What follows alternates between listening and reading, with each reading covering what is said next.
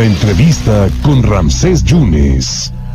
Hoy se cumplen 2 años del triunfo de Andrés Manuel López Obrador y la mayoría de senadores, la mayoría de diputados del partido Morena y algunas gubernaturas también por esta cuarta transformación.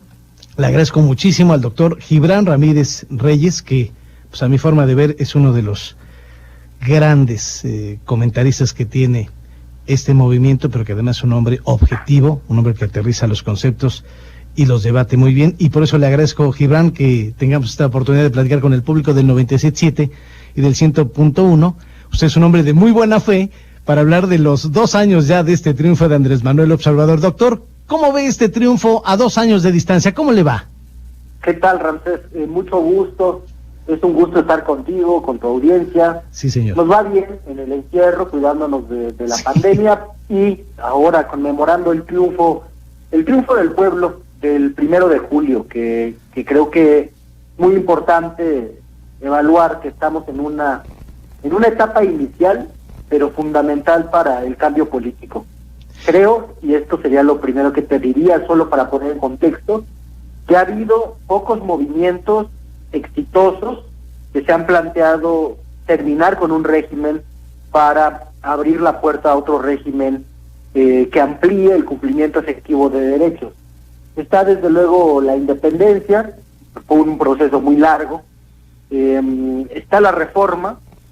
En la revolución, Madero lo intentó por la vía pacífica y no logró consolidar un cambio desde el aparato de gobierno, y ahora López Obrador repite ese intento, logra lo mismo, una victoria electoral con dificultades, y estamos en el periodo de consolidación. Él apuesta a que no le pasará lo mismo que a Madero y a otros luchadores por cambios incluyentes, porque tiene un mayor anclaje con la gente. Pero lo primero que habría que tomar en cuenta es eso. Ya podremos hacer un balance del gobierno, pero el solo hecho de que haya triunfado un movimiento con estas características, de estas dimensiones, uno de los más grandes en la historia del país, es motivo para conmemorar y para dar cuenta de que lo que tiene la oposición enfrente no es una victoria electoral cualquiera, aunque se quiera interpretar así. Fue abrumadora.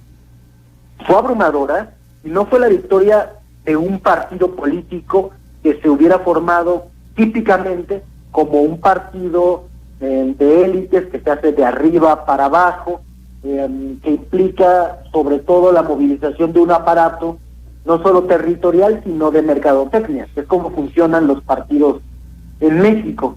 La victoria del 1 de julio implica una serie de luchas bastante largas, yo diría como movimiento nacional, por lo menos desde el juicio de desafuero, que trajo consigo la mayor manifestación de la que haya memoria en la historia de México.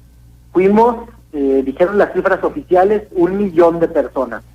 Sí. Y decidimos permanecer ahí y seguir en esa misma lucha, independientemente de los partidos, con el PRD, por fuera del PRD, en alianza con el PT, a veces con Movimiento Ciudadano y a veces no, como asociación civil que nos conformamos en 2011, y finalmente como partido. Es muy importante decir que esa es la base social con la que tiene que competir la oposición, y que deben darse una tarea similar si quieren remontar la gran crisis de representación. Hoy día hay una crisis tremenda en los partidos políticos. Mucha. Ninguno se salva, Ninguno. Ni Morena. No, ni Morena. Los aparatos no tienen legitimidad. El liderazgo en este caso sí la tiene, pero es muy importante, creo, que se imite ese ejercicio.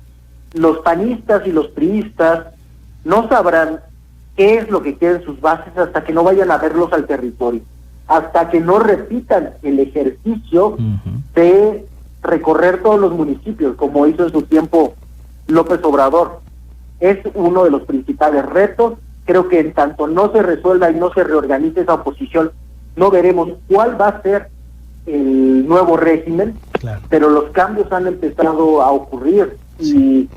Y el régimen de los 3 partidos, que se repartía todo, se repartía el poder legislativo, Se repartía la mesa directiva, la Junta de Coordinación Política, y ahí para el primo pobre, el Instituto Belisario Domínguez en el Senado, por ejemplo. Sí, pero es. lo mismo sus cuotas en el INE, bueno, antes en el IFE, en el INAI, en la CNDH, en la Suprema Corte. Así estaba estructurado el régimen y por eso no había interés por democratizarlo. Bastaban con las cúpulas partidistas. Ese sigue siendo un pendiente. Así es. La democratización de los partidos y que se deje de atender su organización como un asunto cupular. Pero creo que se va despertando la política mexicana, Ramsés. Doctor, en alguna entrevista que lo vi a usted en su programa de Buena Fe por el Instituto Politécnico Nacional, le preguntaba usted al senador Ricardo Monreal qué pasaba en el interior de Morena, y él le decía que el presidente había dejado solo al partido, que no había cabeza en ese partido, y creo que ahora se está viendo por la disputa interna que está aconteciendo. Yo estoy de acuerdo en esta crítica que hace Ricardo Monreal. Primero, el presidente, después de ser presidente de Morena, decidió tomar licencia del partido. Es un poco extraño en las democracias del mundo. Generalmente los presidentes siguen militando en sus partidos y los siguen liderando de hecho. En México, sin embargo, tenemos una circunstancia particular que es el recuerdo del partido de régimen o del partido de gobierno que era el PRI. Entonces se mezclaban las labores de la administración pública federal con las labores del partido y eso impedía que hubiera desarrollo democrático.